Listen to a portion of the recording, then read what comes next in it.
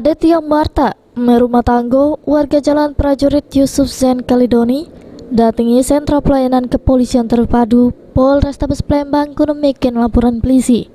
Kalau dirinya sudah menjadi korban pelaku jambret di Jalan R.E. Marta Dinata, Kelurahan Tigo Ilir, Kecamatan Ilir Timur 2. Pas dimintai keterangan, korban mengungkapkan kejadian bermula pas dirinya nak balik ke rumahnya sesudah dari belanja.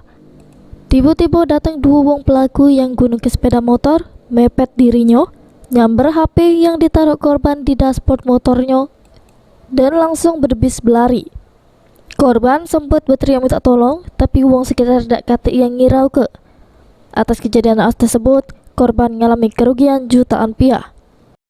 Sama kalau gini, Yo lagi bermotor dewean, terus ada wong langsung ambil HP dari kantong motor.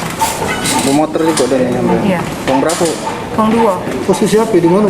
Posisi HP di kantong motor. Kantong motor. Oh, di depan, bagian depan aja. Iya. Ditarik ya Bu langsung. Iya. Cepet ya. Iya sempat, tapi data yang peduli. Kita nak apa itu? Nah arah balik. Dari belanja. Iya dari beli makan. Dari beli makan.